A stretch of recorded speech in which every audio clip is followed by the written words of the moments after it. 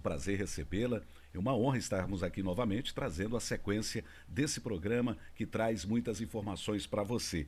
Tá? E hoje sabemos que o Recorte Saúde é um podcast que conecta você aos bastidores da medicina, da carreira e também do propósito. Hoje estamos recebendo aqui o Dr. Luiz Carlos, que é cirurgião, conselheiro de administração da Unimed Teresina. E tem uma trajetória interessante, tanto de gestão como profissional no estado do Piauí. Doutor Luiz Carlos, seja bem-vindo ao nosso podcast Recorte Saúde. É um prazer. Fique à vontade para dar as boas-vindas a esse episódio, né, a todos que nos assistem. João, o prazer é meu pelo convite, tá certo? Eu, há 20 anos já nessa carreira de saúde, como você disse, eu tentei fazer um caminho autêntico, né? E para mim é um prazer muito grande.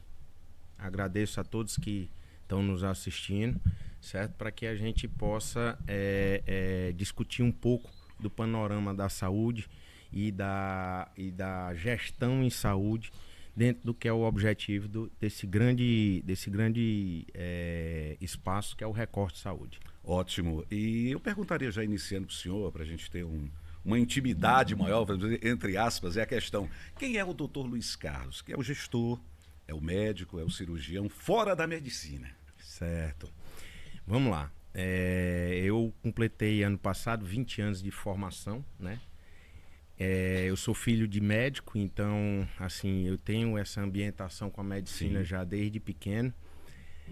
Mas, ocasião do destino, culpa do destino, eu acabei enveredando um pouco para uma área que ainda é pouco exercida pelo próprio médico dentro da saúde, que é a gestão em saúde. Gestão que eu digo é essa gestão moderna, mais profissionalizada e organizada.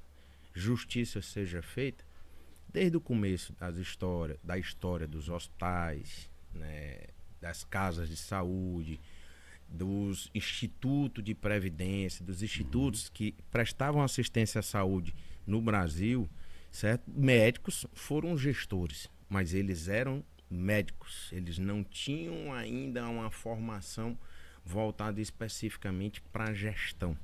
Hoje se desenvolve no Brasil um mercado de quê? Um mercado composto por médicos que têm uma formação de gestão, que têm uma formação além da medicina. Como você me apresentou, eu sou cirurgião digestivo. Cheguei ao meu 6º ano de residência, eu fui até o transplante hepático, eu faço cirurgia bariátrica, eu faço cirurgia geral, ou seja, eu consegui desenvolver minha parte médica bem. E hoje eu paralelamente à minha medicina prática, eu exerço um pouco, estudo bem a parte de gestão em saúde. Porque hoje o mercado começou a entender que o gestor precisava ter o olhar do médico. Não dava para separar as coisas. Não tem como eu pegar um gestor de mercado financeiro, um gestor de mercado de consumo e colocar num mercado de saúde se ele não vai conseguir ter a visão do médico. Ao mesmo tempo, eu não posso pegar um médico prático, um médico de clínica, um médico de dia a dia e colocá-lo na gestão sem um conhecimento apropriado para isso. Perfeito. Agora, eu pergunto para o senhor, pois não.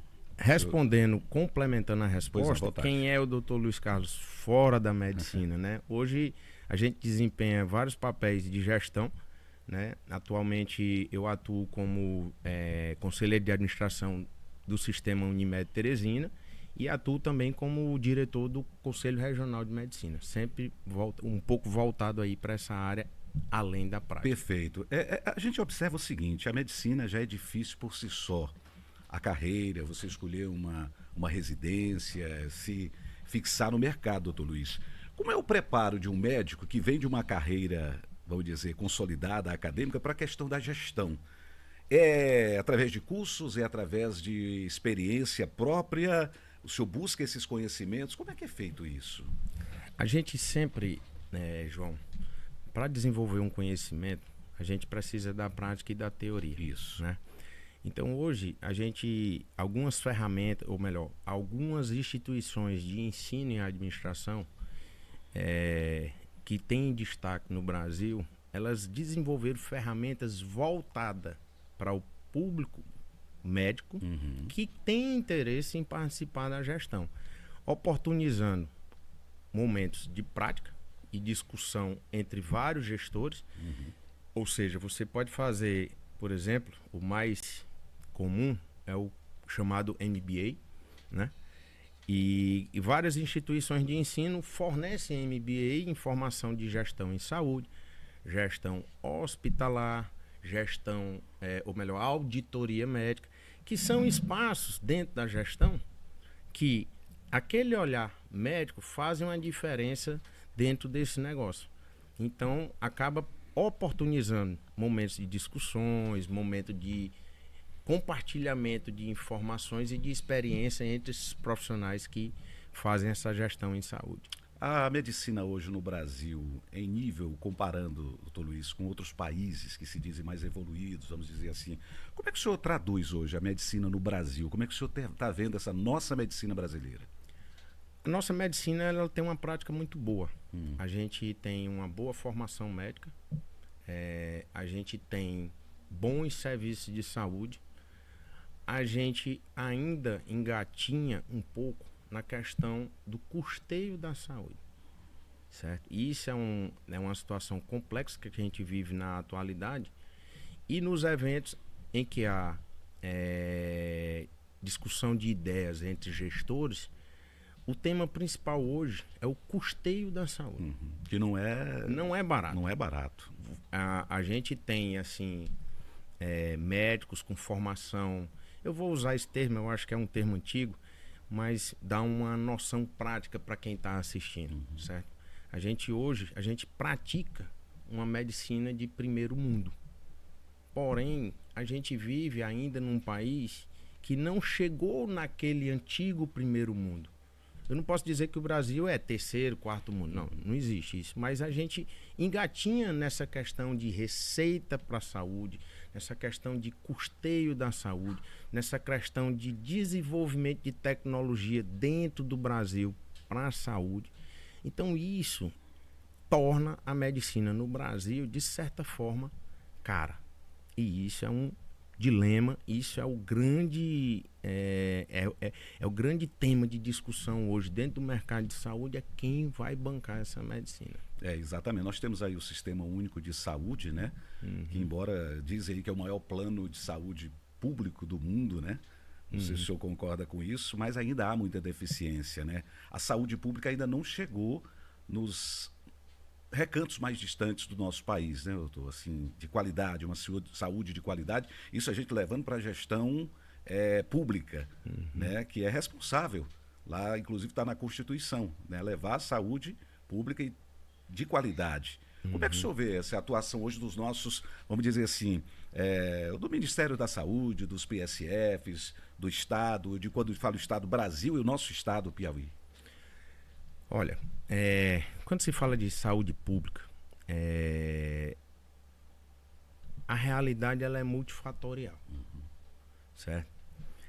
Você, no Brasil, que é um país continental, com populações altamente, digamos assim, desenvolvidas, economicamente, culturalmente, até populações ainda rústicas, vamos dizer assim, a gente tem indígenas, a gente tem comunidades quilombolas, que apresentam níveis culturais diferentes.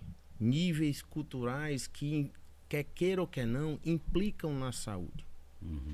Por quê? Envolvem questões de saneamento, envolve questões de cuidados pessoais, envolve questões de hábitos pessoais. E você atender toda essa perspectiva é complexo. Até porque o nosso país geograficamente é imenso, né? É complexo. Doutor? Muito grande. Olha, eu trabalho no SUS e assim, eu respeito o SUS.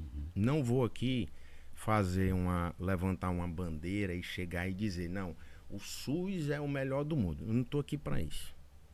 Mas eu conheço o NHS, que é o National Health System da Inglaterra. Eu conheço uma parte do modelo americano. E, honestamente, nós não estamos atrás. Já me disseram Você, isso. você vai aqui, você tem um atendimento no SUS, aí eu vejo o paciente reclamando. Que minha consulta, meu exame está demorando 3 meses. No NHS, na Inglaterra, um raio-x de tórax pode demorar até 6 meses para você fazer. A diferença são peculiares, pequenas em que sentido? O paciente do NHS, ele vai no consultório do médico e o médico diz, está aqui a data do seu exame. Vai demorar 5 meses, mas você sai com a data. Sai com certeza. E naquela data o seu exame é realizado. Em alguns setores do SUS, isso é falho. Temos que constar. Mas faz. É uma população grande. Nós somos um país continental. Isso gera uma estrutura muito grande. Uma gestão de pessoas e recursos bem complexa. Mas que, por exemplo, você tem um sistema de transplante SUS no Brasil. Eu posso falar isso porque eu faço parte. E que funciona muito melhor do que outros países desenvolvidos no mundo. Nós temos, por exemplo, a questão das medicações de dispensação especial. Isso é uma questão interessante que o Brasil consegue fazer isso ao modelo do Brasil, mas consegue. É diferente do que é feito na América do Norte, é diferente do que é feito na Europa. Então, assim, a gente precisa fazer ajustes. Não são ajustes pequenos, mas a gente tem que sempre levar em consideração os outros fatores que temos no nosso país. O tamanho do país, as populações que são distantes. Sim. Eu vou pegar, por exemplo, uma comunidade no meio da Amazônia, por exemplo. Aquela população, ela tem hábitos, ela tem cultura, que é tipo assim, até que ponto eu, como minha cultura urbana, social, minha medicina urbana vai interferir naquela cultura ali. Muitas vezes rodeada por crendices, né? Ali por Eu não remédios vou longe. caseiros. Né? Quando eu cheguei aqui no Piauí, que eu estudei no Pernambuco, fiz minha faculdade lá. Quando eu voltei aqui em 2006, eu fui trabalhar numa cidade a 100 quilômetros daqui. E algumas coisas que eu achei interessante, assim, as mulheres de uma comunidade lá perto da cidade, quando estavam no período menstrual, elas não tomavam remédio. Então você chegava lá, uma mulher que era hipertensa, uma mulher que era diabética, ela deixava de tomar a medicação porque para elas a menstruação era uma doença. Então são coisas, isso a 100 quilômetros da capital, há 20 anos atrás. São coisas que a gente tem que levar em consideração quando vai se falar de saúde pública. Uma paciente dessa que usa irregularmente o remédio, quando ela chega aqui na ponta, que ela vai chegar para o hospital terciário, ela vai chegar com um AVC, ela vai chegar com um problema renal, aí ela já vai para um tratamento com terciário, com uma neurologia especializada, com uma nefrologia especializada, que aumenta o custo dessa saúde. Coisa que poderia ter sido evitada, talvez, se a prática, a cultura, o comportamento fosse outro. Sempre respeitando o que cada comunidade pensa que é um direito que a nossa Constituição garante. Exatamente. Por isso que, assim, quando se fala do SUS, eu tenho muito respeito pelo SUS e muito cuidado ao se falar. Concordo, eu também tenho esse mesmo conceito, senhor. Tem seus defeitos, certo? Sim. Assim, tem alguns erros de gestão, como na saúde privada também tem. Agora, a gente consegue fazer muita coisa. Exatamente, como fazer muita coisa, essa é a deixa. O senhor falou também na questão da medicina privada. O senhor é conselheiro administrativo de um plano de saúde que é a Unimed. Qual é a realidade hoje dos planos de saúde no Brasil e no nosso estado? Bom, doutor Luiz. Quando a gente passa para a saúde suplementar, né, a gente tem que destacar algumas coisas que talvez a população comum não conheça, certo? A gente hoje, no Brasil todo, só... Vou arredondar para não... Vou errar por aproximação. Mas arredondando, 20% só da nossa população usa a saúde suplementar no Brasil todo. Isso é um mercado que pegando uma população de 200 milhões de pessoas, nós vamos ter aí 40 milhões de pessoas, né? E quando você traz isso para o Piauí, respondendo a sua pergunta, é em torno de 12 a 13% da população do Piauí que usa plano de saúde. Então você vê que é uma população reduzida. Dito isto, o que é que acontece hoje? A gente tem um país com economia que não, creio eu, estou já na gestão há quase 10 anos e há quase 6 anos e vejo que assim a gente perdeu um pouco de poder aquisitivo, certo? O plano de saúde é o terceiro desejo da população brasileira. Primeiro vem a casa própria, depois o ensino superior e depois o plano de saúde. Então, quando ele deixa de pagar o plano, é porque está faltando comida na mesa, certo? E aí, quando você traz para o Piauí, um recente estudo, eu acho que é de 2023, uma consultoria que o próprio Sistema Unimed solicitou, quando você pega no Piauí e vê que 70% da população do Piauí ganha menos do que R$ 2.400, certo? E que desses 70%, só 20%, eles só querem gastar 20% com saúde, você vê que eu tenho um ticket, eu tenho uma máxima reduzida para vender plano, vamos dizer assim. Eu tenho um limite pequeno para vender plano. Eu tenho um valor aí de R$ 500 para a família. Então hoje a gente vive esse dilema. Nós temos um mercado estagnado no ponto de vista de novas vidas para a saúde suplementar. E isso já faz mais de 10 anos que não passa desses 20% no Brasil. O Piauí, quando eu boto os institutos de previdência, os institutos de assistência da prefeitura e do estado, aumenta aí para 15, 16% da população, mas não passa desse número. Ao mesmo tempo, vamos lá, explicando aqui um pouco o que é a dinâmica de um plano de saúde, de uma operação de saúde. Primeiro, qual é o sentido do plano? É o mutualismo, certo? Você tem aquele que não usa o plano, banca o de quem usa. Certo?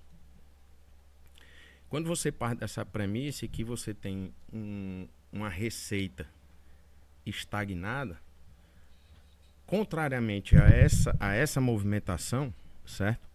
O custo da pandemia para cá só tem aumentado. Além do custo, por que esse custo está aumentando? Porque da pandemia para cá, eu comecei a ter um movimento que eu não tinha antes.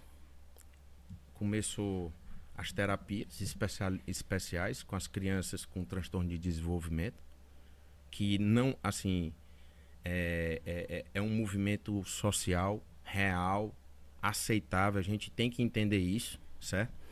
Ao mesmo tempo, aumentou o custo material. Vou dar um exemplo simples, eu comprava uma caixa de luva descartável, até 2019 eu comprava por R$ 6, R$ 7, certo? No mercado. Hoje a caixa é 100. Ao mesmo tempo, o valor do plano de saúde não acompanhou, como também... Vou falar de uma maneira geral, a minha receita, porque tem o valor do ticket pago e tem o número de tickets que são pagos. Eu não aumentei nenhum nem outro. E aí você pega o quê? Você tem um custo cada vez aumentado.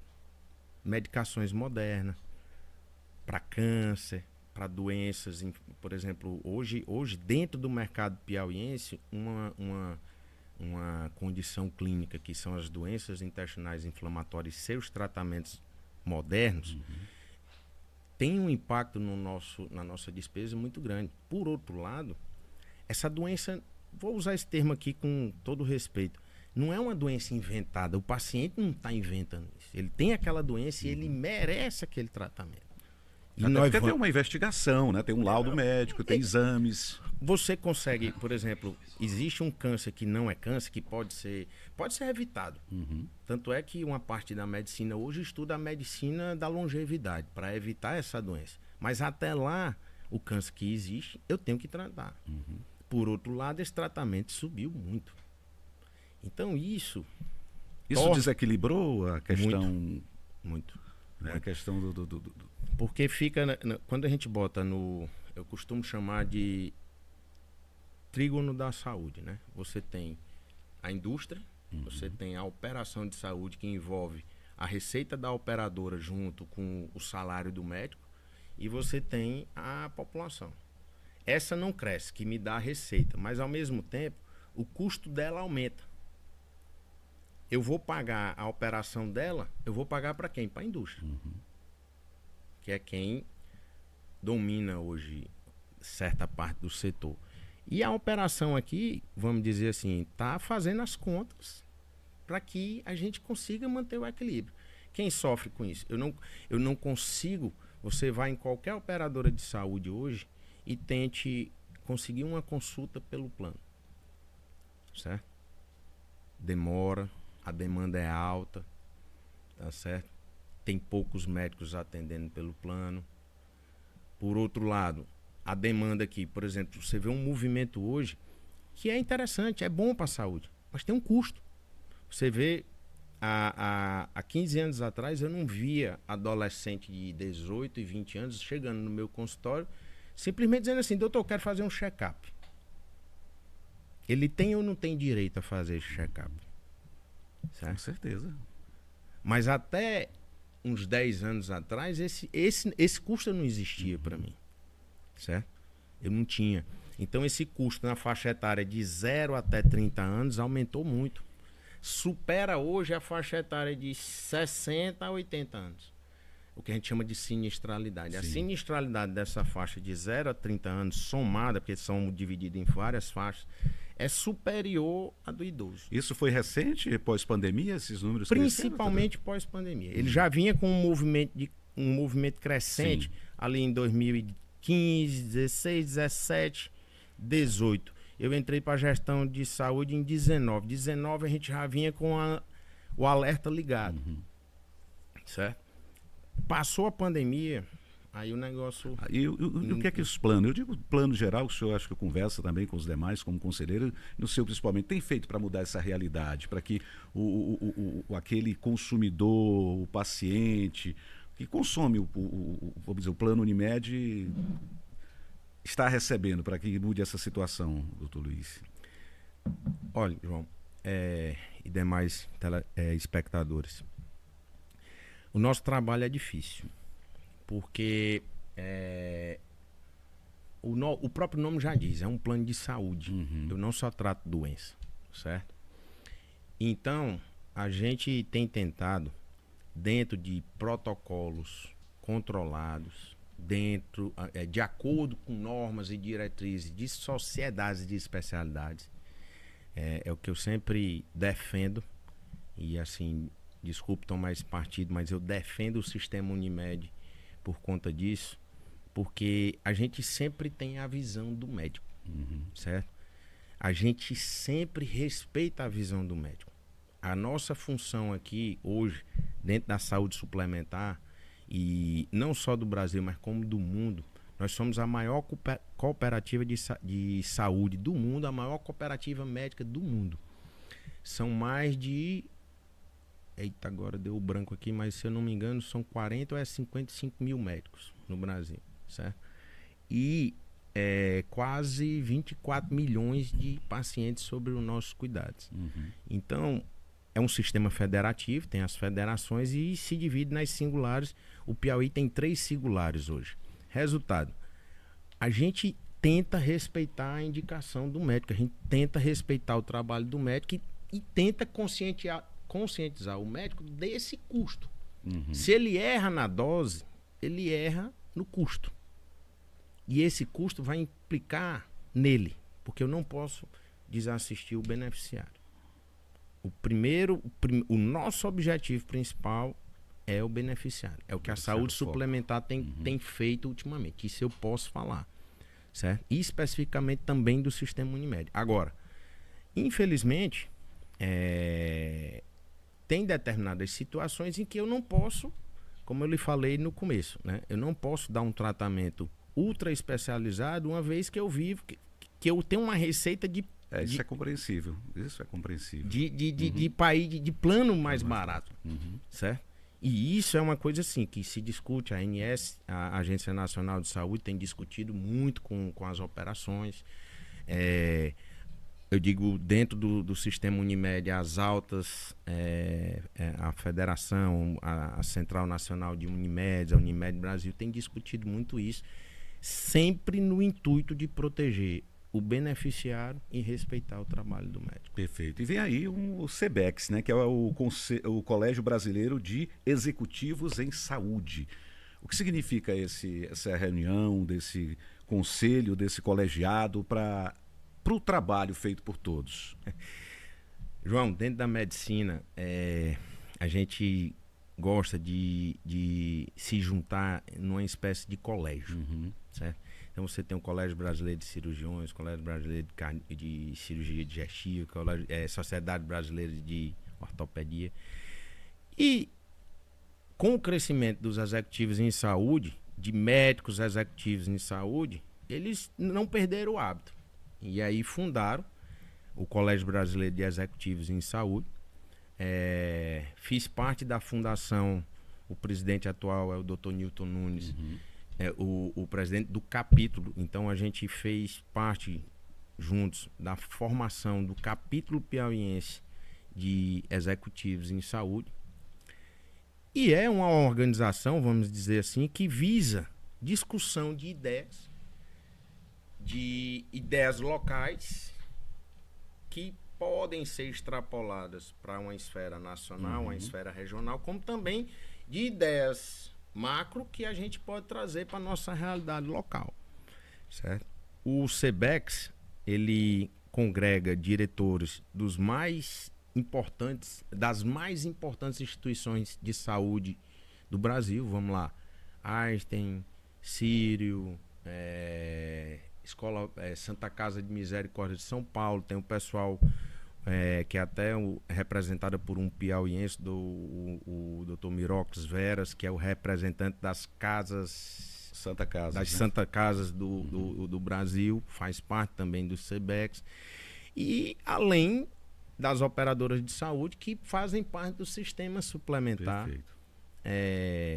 que, como o próprio nome já diz, ajuda ao SUS a prestar uma saúde de qualidade para o brasileiro. Então, a gente discute essas peculiaridades, algumas dificuldades que eu relatei aqui para vocês, como também a gente tenta trazer novas ideias para aumentar a receita, para otimizar custo, para otimizar indicação de procedimentos, enfim, tentando trazer para o Brasil uma saúde de qualidade. Eu pergunto ao senhor, já quase encerrando, né?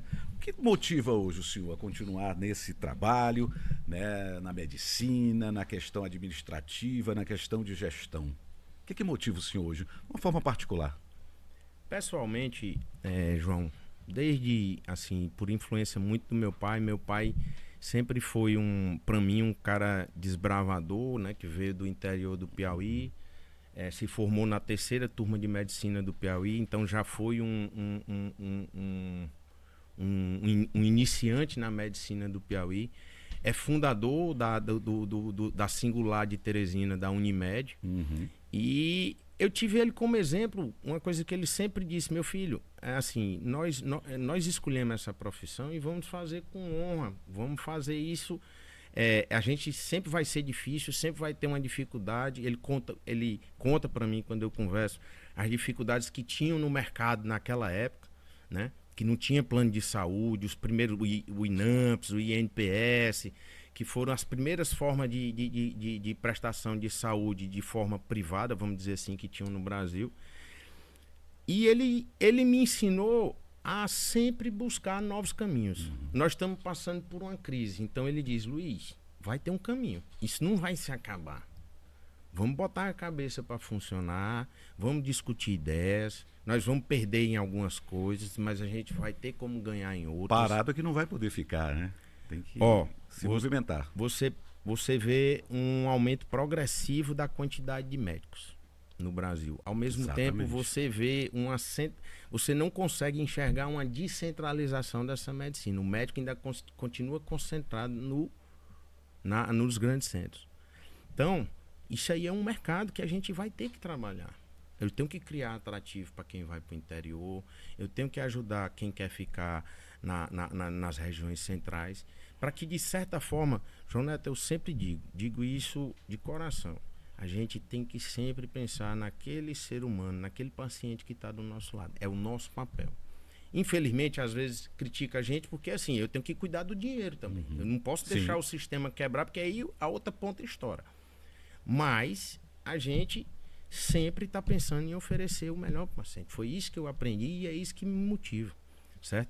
A expectativa de vida do brasileiro está aumentando e eu quero, com a transformação que eu posso fazer para o sistema de saúde, garantir qualidade de vida para essa população futura. Com certeza tem muitos estudantes, tem jovens, tem acadêmicos de medicina nos assistindo, doutor Luiz. Qual é a mensagem que o senhor daria para esses jovens que estão começando, que estão ainda vislumbrando um futuro dentro da medicina? Bom, muita coisa mudou, tá certo? Mas o nosso olhar voltado para o nosso paciente, para o ser humano, para a sensatez do tratamento, para a sensatez daquilo que eu posso oferecer para aquele paciente, deve ser sempre a premissa e o objetivo maior de vocês. O mercado vai tentar mudar um pouco isso, certo? Mas sejam maior do que o mercado. Quando vocês fazem isso, eu garanto, o retorno para vocês vai ser sempre maior do que qualquer coisa que o mercado pode dar. Só para a gente... Lembre do paciente. Perfeito. Então, só para a gente encerrar, doutor Luiz Carlos, como é que o senhor poderia resumir em uma única frase ou palavra todo o exercício da medicina do senhor até hoje? Olhando para aquela câmera ali, como é que o senhor definiria a medicina, definiria o senhor como médico hoje? Eita, danoso. Olha, a medicina é uma paixão que eu tenho na vida, certo? E que me traz um retorno muito grande, porque eu vejo o impacto nas pessoas que eu trato, do trabalho que eu faço. Ótimo. Certo? E que vocês que estejam me ouvindo tentem sempre fazer isso. Impactar positivamente na vida de quem passa no consultório de vocês. Perfeito. Nós conversamos aqui com o doutor Luiz Carlos, cirurgião, conselheiro administrativo da Unimed Teresina. Temos que agradecer a sua participação. Foi uma aula realmente, né? Foi uma conversa bastante interessante que você vai ter oportunidade de ver por várias vezes, porque nós vamos ficar por aqui no canal, né? Quantas vezes você quiser, você pode assistir. Então, Luiz, muito obrigado. Até a próxima oportunidade, então, e a gente encerra o nosso Recorte Saúde de hoje com o senhor. Eu que agradeço a audiência de vocês. Agradeço o João pela oportunidade. João, eu gosto muito, eu não pontuei aí na minha apresentação, mas eu também sou professor da Universidade Federal e é sempre um prazer para mim falar da medicina, falar do trabalho da medicina, da importância que nós temos para a nossa sociedade. Muito obrigado ao senhor. Eu que agradeço. Um abraço a você, até o próximo Recorte Saúde. A gente se vê. Um abraço.